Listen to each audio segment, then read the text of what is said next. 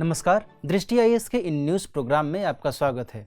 आज हम लोग इकोनॉमी से जुड़े एक बहुत ही महत्वपूर्ण खबर पर बात करेंगे। वह खबर है बैड लोन के कॉन्टेक्स्ट में। तो आइए देखते हैं यह खबर चर्चा में क्यों है और इससे जुड़े हुए क्या कुछ डायमेंशंस निकल कर सामने आते हैं। एक तरफ डायमेंशंस की बात कर लेते हैं और दूसरी तरफ ये भी समझ लेते हैं कि इस खबर में क्या कुछ ऐसे महत्वपूर्ण तथ्य हैं। पहला तो यह है कि ये खबर हमने क्यों पिक किया है, इसके बारे में समझेंगे, जानेंगे। इसके बाद समझेंगे बैड बैंक और इससे जुड़ी हुई जो गतिविधियां हैं ये क्या कुछ दर्शाती हैं, इनके बारे में हम समझेंगे एक एक करके। इसके बाद इससे क्या कुछ लाभ होने की संभावना है उसके बारे में समझेंगे, क्या कुछ चैलेंजेज हैं और इस पूरी चर्चा के आधार पर जो सवाल बन सकता है उस सवाल पर हम सबसे अंत में बात करेंगे। तो चूंकि यह टॉपिक इकोनॉमी से जुड़ा हुआ है इसलिए हमारे जीएस के पेपर 3 से यह ताल्लुक़ रखता है। तो आइए देखते हैं यह खबर हमने क्यों लिया है।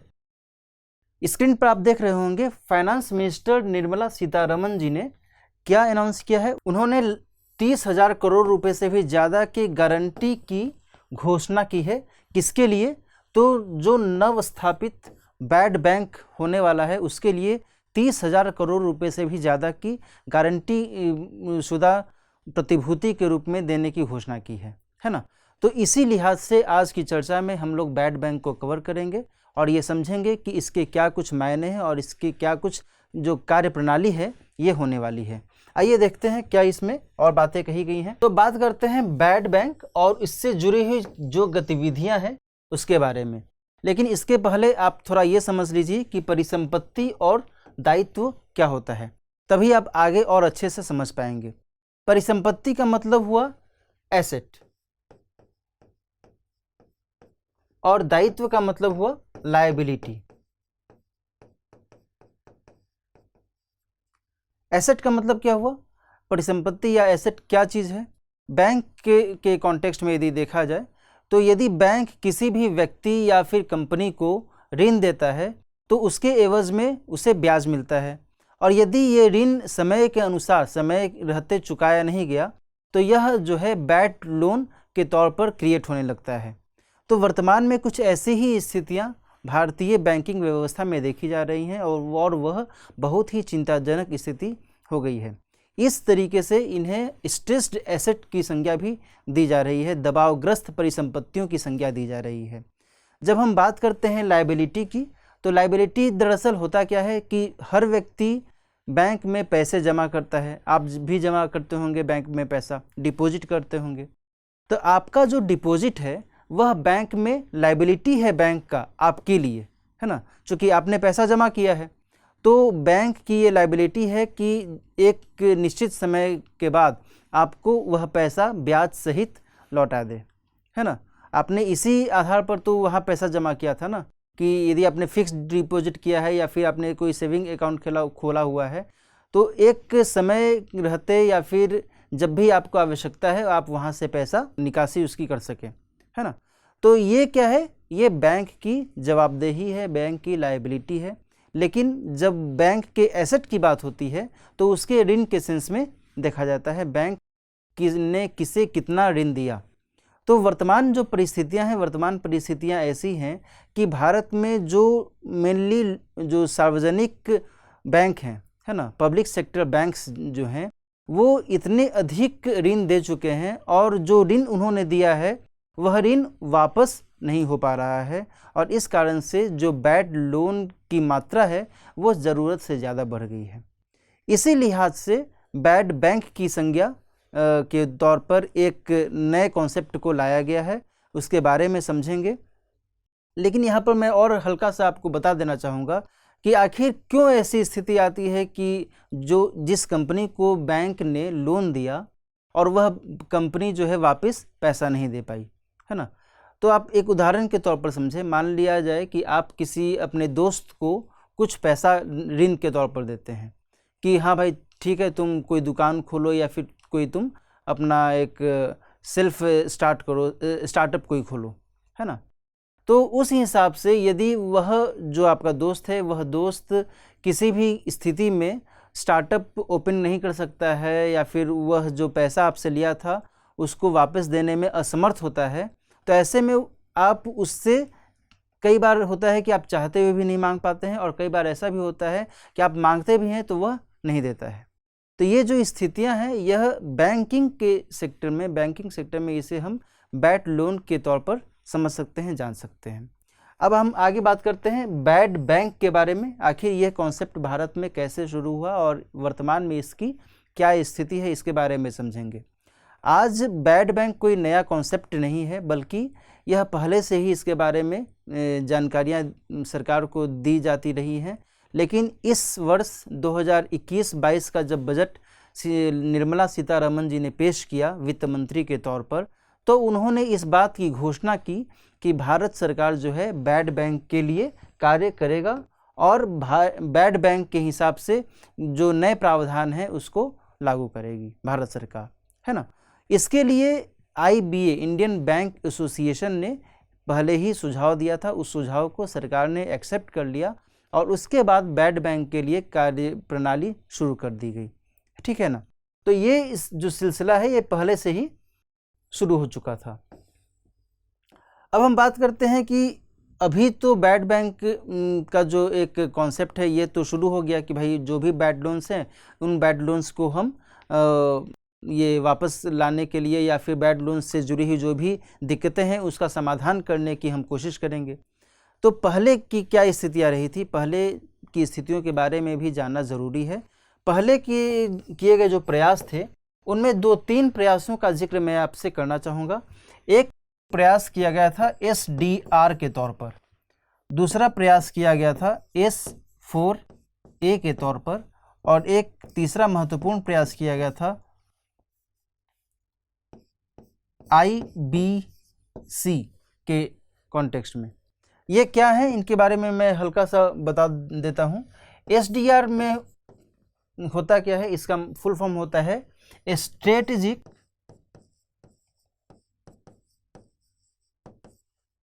डेट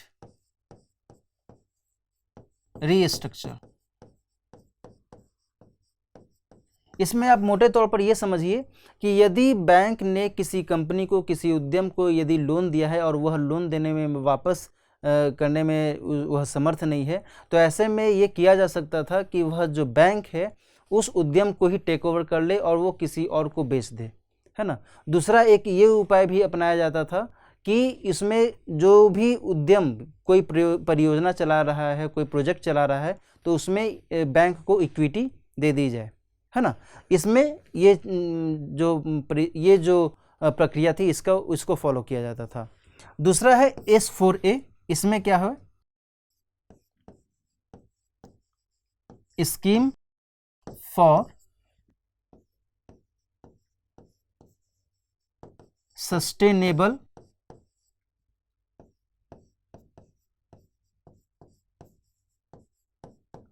स्ट्रक्चरिंग ऑफ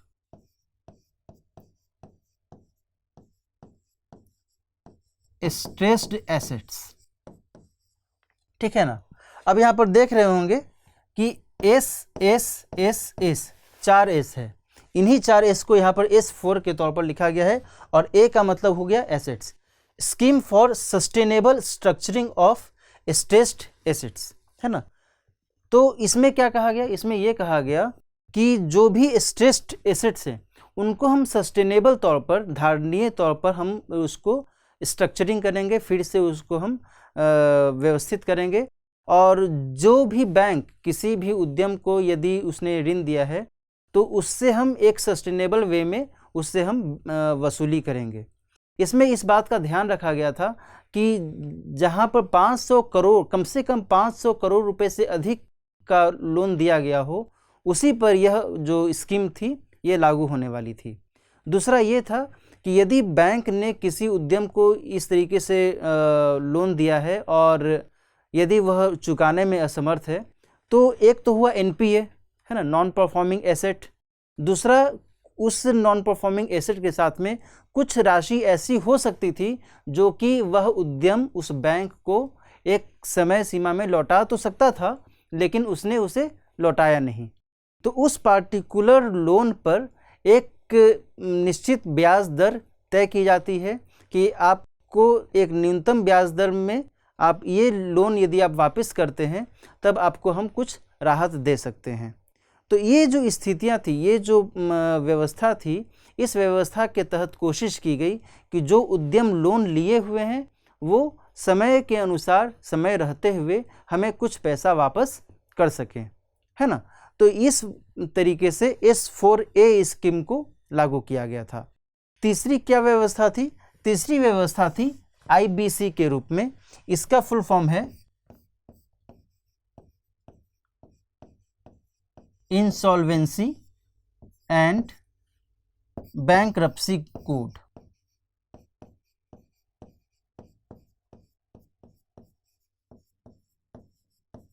ठीक है, insolvency and bankruptcy code.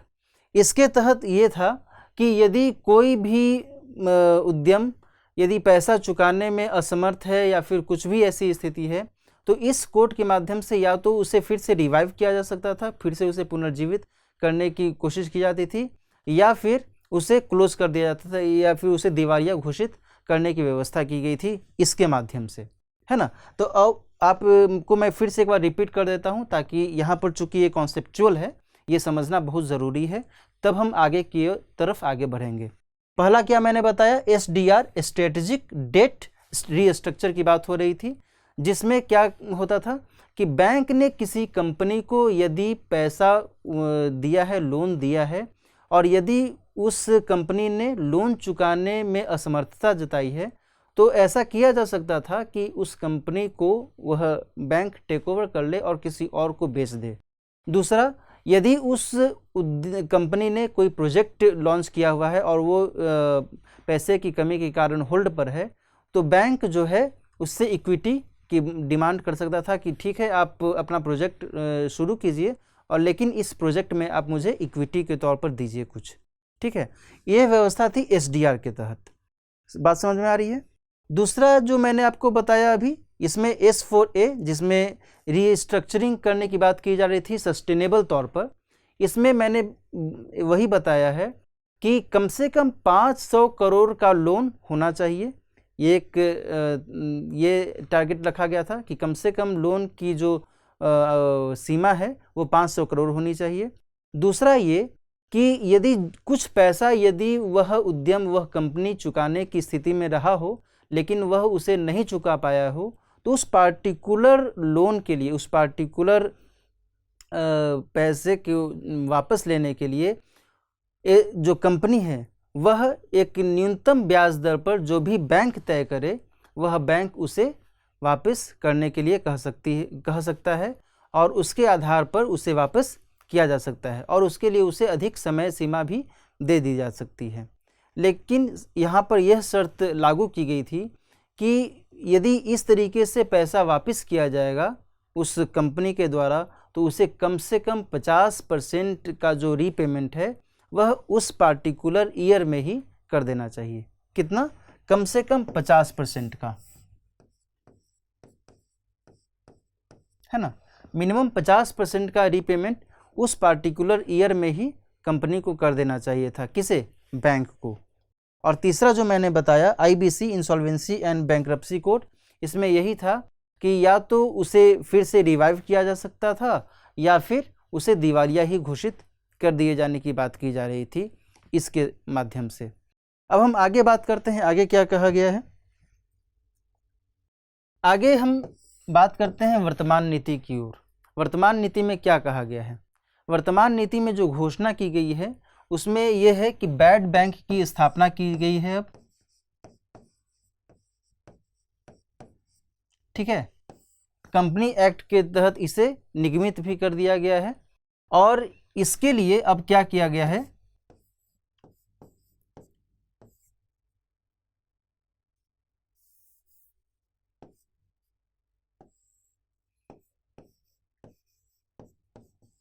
NARCL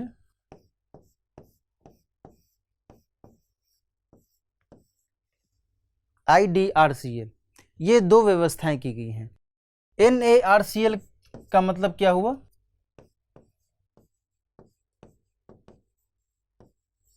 national asset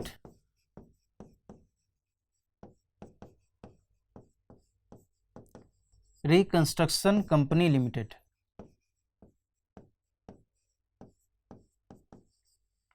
और दूसरा है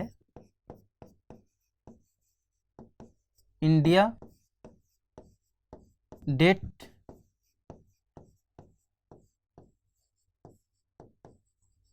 रिजोल्यूशन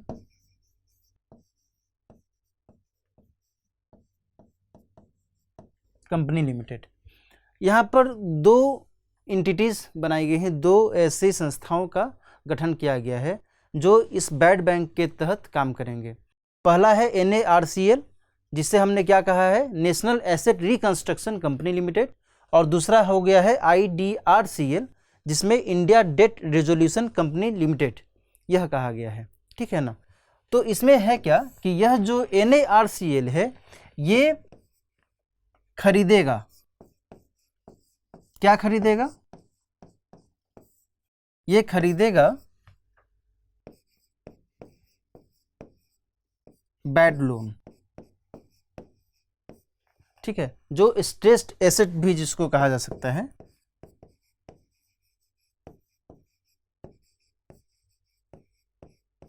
ठीक है, ये NARCL खरीदेगा बैड लोन। किससे खरीदेगा? तो जिस बैंक के पास ये बैड लोन है, स्ट्रेस्ड एसेट की स्थिति बनी हुई है, वो उससे ये NARCL खरीदेगा। ठीक है, वह इसे खरीद करके और IDRCL क्या करेगा, वह उस स्ट्रेस्ड एसेट को मार्केट में बेचेगा।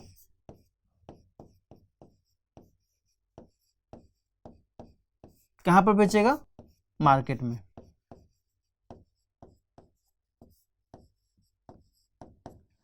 ठीक है ना। क्या बेचेगा? तो स्ट्रेस्ड एसेट।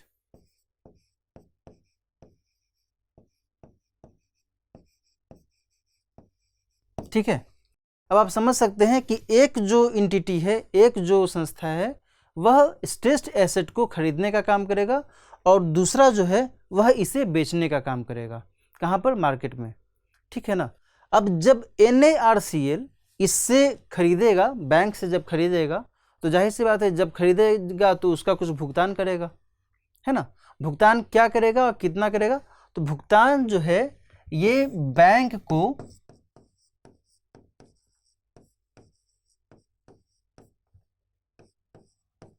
15% का भुगतान करेगा।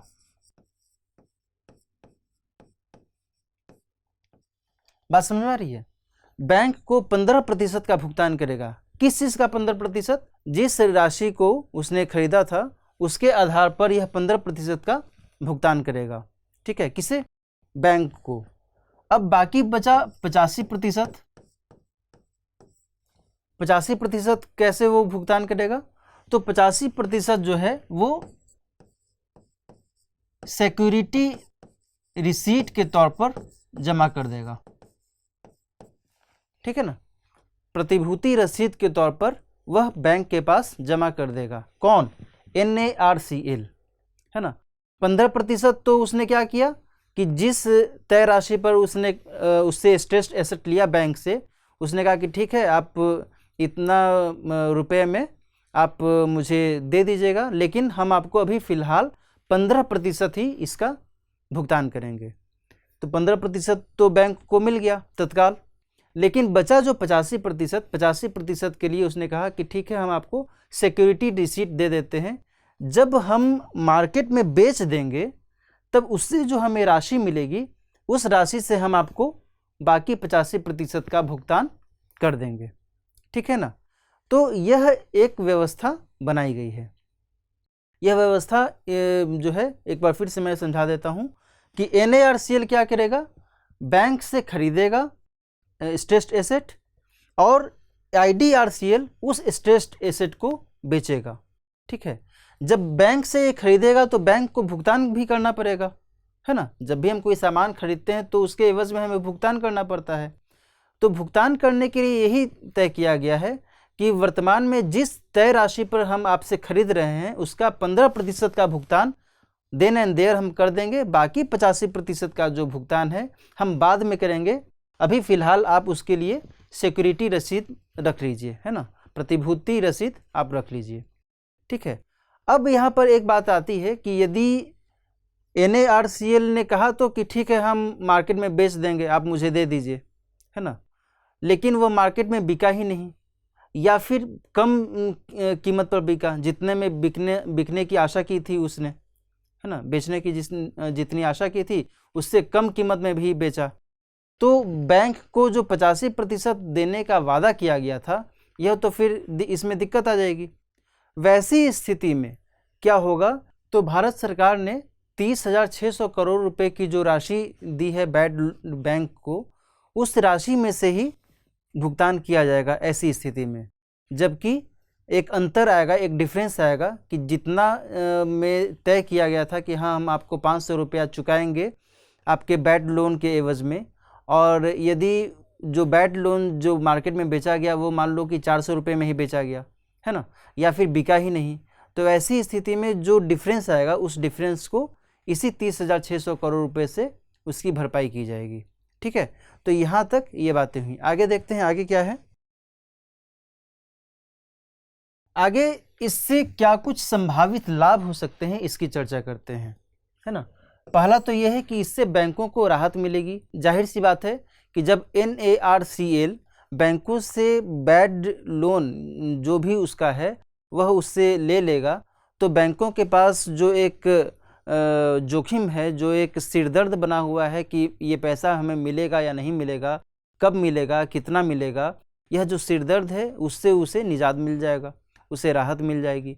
इससे बैंक क्या करेंगे, बैंक अपना जो दैनंदिन कार्य है फिर से सही तरीके से आगे वो बढ़ा सकेंगे, है ना। दूसरा, वो फिर से नए सिरे से वो कार्य अपना संचालित कर सकेंगे, है ना। तो ये कुछ संभावित लाभ दिख रहे हैं, लेकिन इससे कुछ जुड़ी हुई चुनौतियां भी हैं, उन पर भी नज़र रखनी होगी। चुनौतियां क्या हो सकती हैं? पहला तो यह है कि करदाता पर बोझ की संभावना बढ़ सकती है। जाहिर सी बात है कि जो भी सरकार ने जो कहा है कि हाँ हम आपको किसी भी तरीके से दिक्कत नहीं होने देंगे, बैंकों को किसी भी तरीके से हम दिक्कत नहीं होने देंगे, लेकिन सरकार अपने पास से तो पैसा देगी नहीं। जो भी टैक्स पेयर्स हैं भारत के, वही तो भुगतान करते हैं ना, कर का भुगतान करते हैं, और उसी पैसे का उपयोग किया जाता है अलग अलग क्षेत्रों में। तो ऐसी स्थिति में क्या होगा कि करदाता का जो बोझ है वह ऑटोमेटिकली बढ़ेगा, है ना। तो एक तो चिंता यह है। दूसरा यह है कि रिकैपिटलाइजेशन और एसेट सेग्रीगेशन, ये स्थितियां अलग अलग नहीं होनी चाहिए। रिकैपिटलाइजेशन का मतलब क्या हुआ कि जो मैंने आपको समझाया कि बैंक को पैसा वापस किया जाएगा NARCL के माध्यम से, और बैंक को फिर से कार्य करने योग्य बनाया जाएगा, उन्हें सक्षम बनाया जाएगा, है ना, पैसा उनको पुश करते हुए। तो यह जो व्यवस्था है, यही व्यवस्था रिकैपिटलाइजेशन के तौर पर सामने आ रही है। और ये जो एसेट सेग्रीगेशन है, इसका मतलब क्या हुआ कि एसेट सेग्रीगेशन में यही हो रहा है कि NARCL जो है बैंक का जो भी स्ट्रेस्ड एसेट है वो अपने पास रख रहा है। तो यहाँ पर कहने का मतलब यही है कि ये दोनों अलग अलग नहीं होने चाहिए। केवल रिकैपिटलाइजेशन न हो और केवल एसेट सेग्रीगेशन नहीं हो, बल्कि इन दोनों को साथ में लेकर के चलना होगा। तब हम इस चैलेंज से ठीक तरीके से निपट सकते हैं, और तभी जो बैंक हैं वो सही तरीके से काम कर सकेंगे। तीसरा क्या है?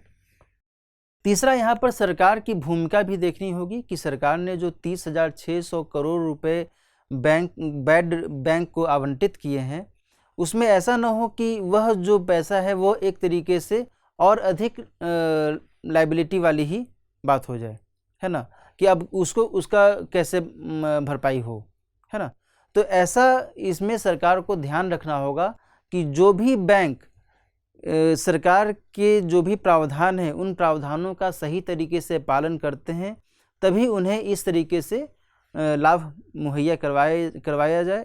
और यदि उन्हें यह लाभ नहीं मिल पाता है तो फिर वैसे में सरकार को आगे आकर करके और उस हिसाब से कार्य करना होगा। तो इस पूरे मामले में सरकार की भूमिका जो है स्पष्ट दिखती है ना। अब हम बात करते हैं आज की चर्चा के आधार पर जो सवाल बन सकता है, उस सवाल को देख लेते हैं। सवाल है, हाल ही में नवगठित बैड बैंक को गारंटी शुदा प्रतिभूति आवंटित करने के लिए निर्णय लिया गया है। इस परिप्रेक्ष्य में बैड बैंक की भूमिका का आकलन कीजिए, है ना। तो पहला तो सेंटेंस यही है कि बैड बैंक को गारंटी शुदा प्रतिभूति आवंटित करने का निर्णय लिया गया है, ठीक है। जो 30,600 करोड़ रुपए की व्यवस्था की बात की जा रही है वह क्या है, वह गारंटी शुदा प्रतिभूति के तौर पर ही तो है ना। इसका उपयोग कब किया जाएगा, जब NARCL सही समय में और एक तय जो राशि थी उसका भुगतान बैंक को नहीं करता है, तब ऐसे में इसका इस्तेमाल किया जा सकेगा, ठीक है। इसी के कॉन्टेक्स्ट में पूछा जा रहा है कि इस परिप्रेक्ष्य में बैड बैंक की जो भूमिका है वह कितनी यथोचित होगी, कितना उसका जो ये कार्य होगा वह सही होगा, इसके बारे में आपको इस प्रश्न के उत्तर में बताना होगा।